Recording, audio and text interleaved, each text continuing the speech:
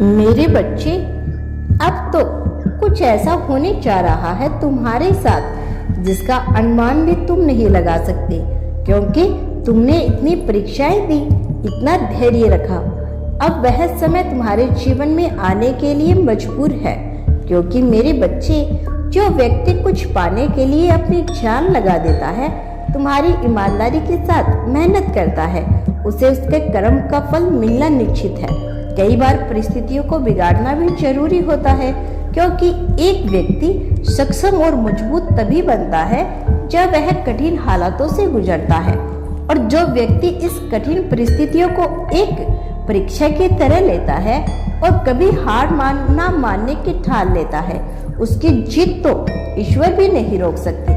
इसीलिए ज्यादा मत सोचो, तुम अपने कर्म पर अटल रहो।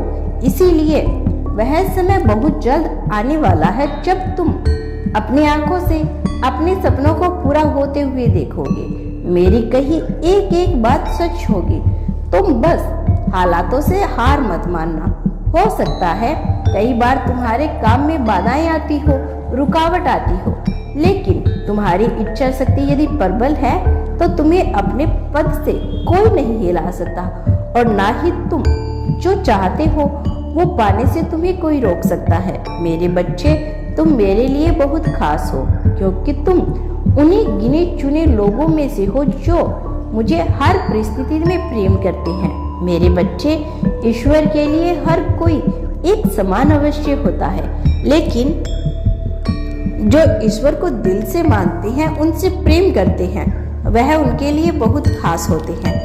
और ईश्वर उन्हीं के जीवन में ऐसी परिस्थितियां उत्पन्न करती हैं जो उन्हें झंकोर देता है। परंतु कुछ व्यक्ति उस कठिन से कठिन परिस्थितियों में भी कभी ईश्वर से दूर नहीं जाते, ना ही ईश्वर उन्हें किसी भी हाल में अकेला छोड़ते हैं। जीवन की हर एक घटना के पीछे जो कारण छिपा होता है, वह हर व्यक्ति देर से समझ पाता है, परंतु बहुत कम लोग यह समझ पाते हैं कि ईश्वर केवल उन्हें दुख देने के लिए कठिन परिस्थितियां उत्पन्न करते हैं, उनके द्वारा कुछ विशेष कार्य सिद्ध करने के लिए भी उनकी कठिन परीक्षाएं ली जाती है। व्यक्ति वह भूल जाता है कि वह केवल दुख में नहीं, अपना मनोबल सबसे ऊपर या सबसे नीचे लेकर जा सकता है। जबकि व्यक्ति दुखों से हार मान लेता है, तब वह वर्तमान परिस्थितियों को भी अपना भविष्य मान लेता है। और जब व्यक्ति हार मानकर किसी भी हाल में दुखों से बाहर निकलने का रास्ता खोजता है, तब वह खुद अपना भविष्य बदलने की ठान लेता है।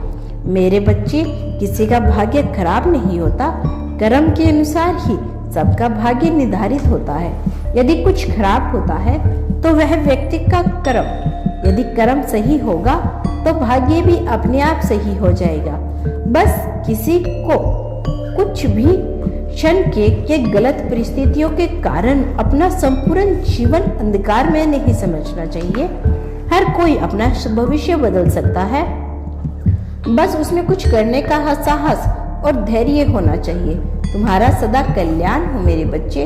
तुमने यदि मेरा यह अनमोल संदेश देखा है तो कमेंट में धन्यवाद यूनिवर्स या फिर हर हर महादेव अवश्य लिख देना। मेरा आशीर्वाद सदैव तुम्हारे साथ है मेरे बच्चे।